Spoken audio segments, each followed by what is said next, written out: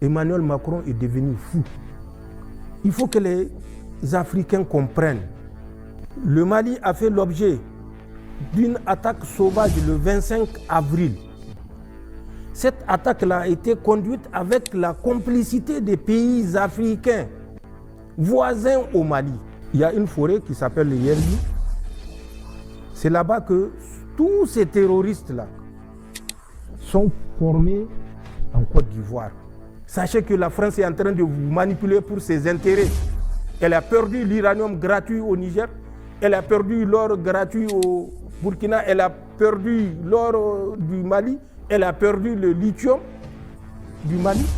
Les Français vont vous dire qu'ils ont quitté la Côte d'Ivoire. Mais c'est une chimère, je l'ai dit. Au 43e Bima, même le 30 mars passé, 30 mars 2026, là, ils ont formé des gens sur l'utilisation des drones. Le président du Niger, Abdraman Tiani, fait des révélations choquantes. Pourquoi ces propos sont crédibles? Pourquoi? Parce que tout simplement, Abdraman Tiani, il est dans le système. Et celui qui est dans un système, s'il vous parle de ce qui se passe à l'intérieur de ce système, il ne faut pas douter. Il y a une forte probabilité que ces propos soient crédibles. Écoutons très bien la vidéo, parce qu'on ne comprend pas pourquoi la Côte d'Ivoire peut-elle accepter d'héberger les chefs terreau-terreau, ceux qui viennent former les terreau-terreau, ceux qui déstabilisent le Sahel. Pourquoi la Côte d'Ivoire essaie-t-elle de protéger ses chefs? Écoutons très bien la vidéo. À la fin de la vidéo, je vais vous apporter mon analyse, une analyse profonde. Mais pour le moment, écoutons très bien la vidéo. Surtout, abonnez-vous. Bon visionnage. Le Mali a fait l'objet d'une attaque sauvage le 25 avril. Cette attaque-là a été conduite avec la complicité des pays africains voisins au Mali. Et c'est ça que nous devons combattre. Ils ont attaqué le Mali par 3 axes. Un axe qui est sorti du nord Bénin, passé dans notre Gourma et le Burkina, 3 colonnes pour faire jonction et aller attaquer soit Gao, soit Sévaré. Un autre axe est sorti de la Côte d'Ivoire.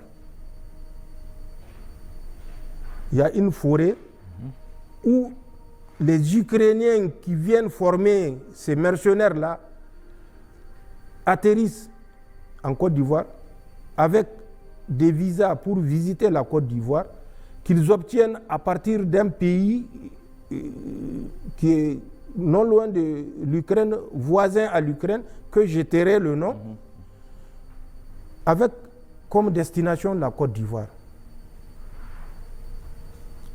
Il y a une forêt qui s'appelle le Yerli. C'est là-bas que tous ces terroristes-là sont formés en Côte d'Ivoire. Ouais. C'est le 2e axe. Et le 3e axe est venu de la Mauritanie. C'est ce que j'ai dit. Et vous vérifiez sur toutes ces positions-là que je viens de citer, dans tous ces pays-là, s'il n'y a pas de forces françaises qui sont à l'œuvre. Les services français sont dans ces pays que j'ai cités et c'est ces services français, peut-être à l'insu ou au-dessus de ces autorités qui organisent ces actions contre nos pays. Le 25 avril 2026, les 7-8 attaques simultanées qui se sont produites au Mali viennent de ces 3 axes. Les Français vont vous dire qu'ils ont quitté la Côte d'Ivoire. Mais c'est une chimère, je l'ai dit. Au 43e Bima, même le 30 mars passé, 30 mars 2026, là, ils ont formé des gens sur l'utilisation des drones. Les drones kamikazes, les drones que vous voyez utilisé sur nos positions. Donc c'est ce que j'aimerais dire au peuple de la Confédération. Les défis sont énormes. L'adversité est animale, irrationnelle. Emmanuel Macron est devenu fou. Il faut que les Africains comprennent. La France n'est l'ami de personne. De Gaulle l'a dit, la France n'a pas d'amis, elle a des intérêts.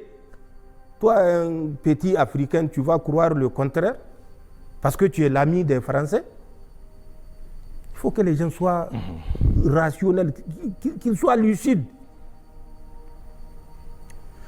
Avant d'attaquer le Mali, il y a un centre d'instruction à côté de Benjerville, à Kakro. Les gens n'ont qu'à aller voir le registre du 15 avril au 22 avril. Le matériel qui est sorti de ce centre d'instruction, ils viendront nous donner la réponse. Qu'est-ce qu'on a fait croire aux soldats ivoiriens?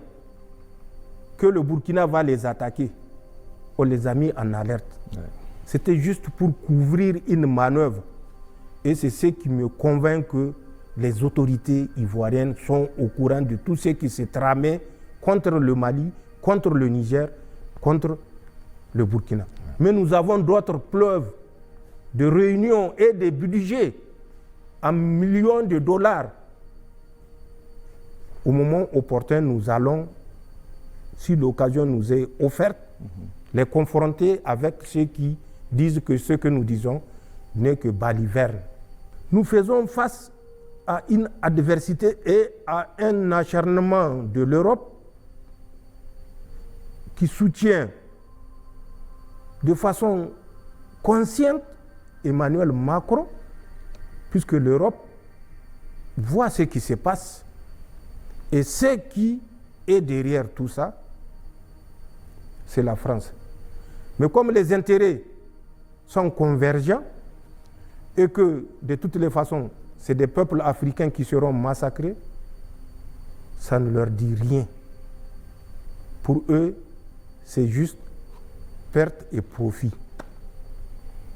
Mais nous avons dit que c'est fini et c'est fini. C'est ce que je dirais aux Nigériens et de façon plus large au peuple de la Confédération. Le combat que nous menons, c'est un combat de longue haleine. L'adversité à laquelle nous faisons face ne va pas s'estomper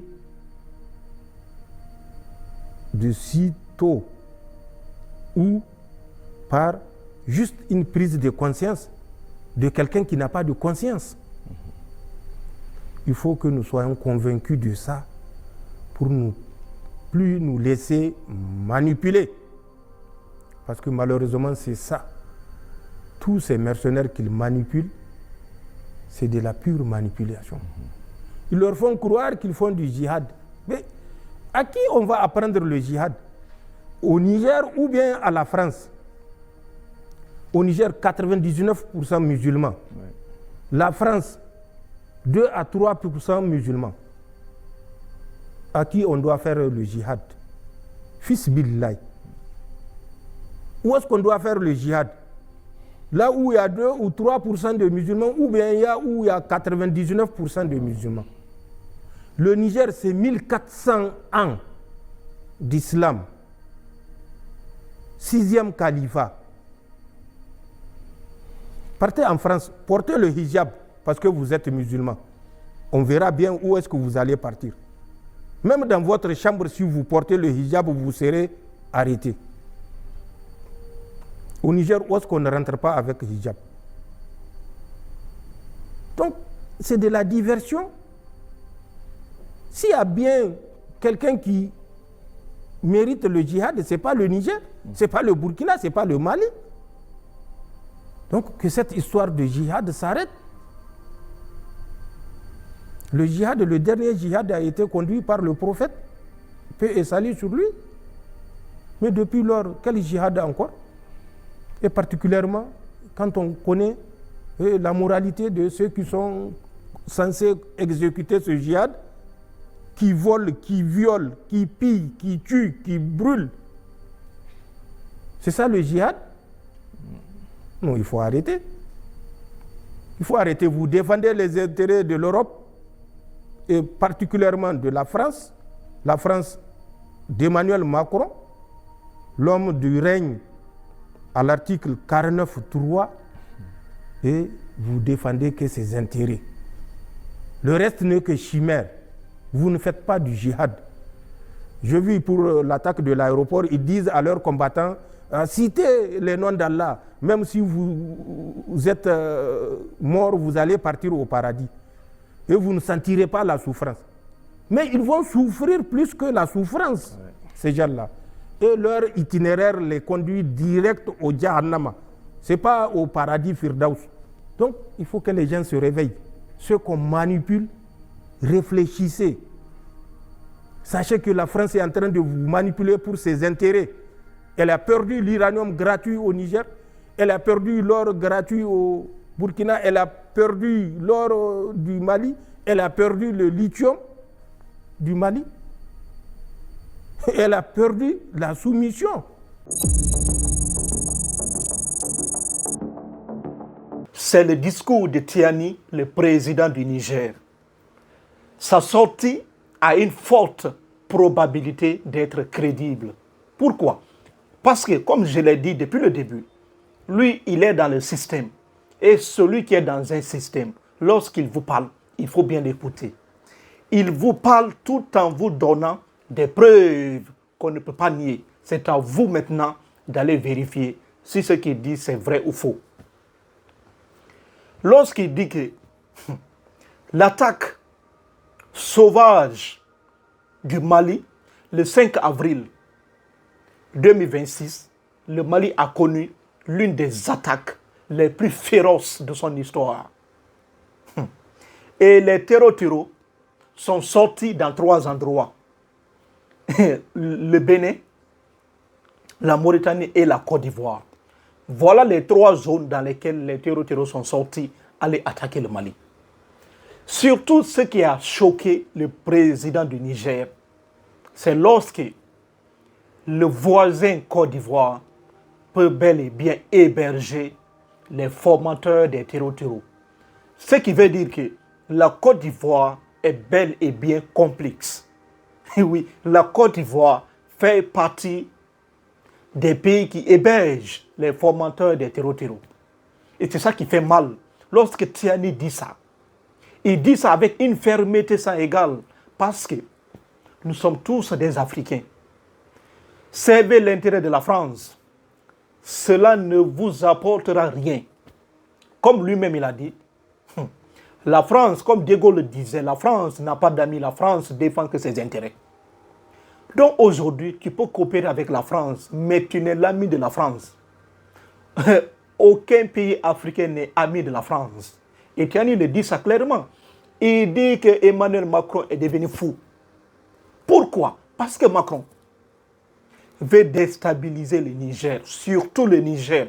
Parce que Macron a perdu l'uranium du Niger, il a perdu l'or du Mali et l'or du Burkina Faso, lithium aussi.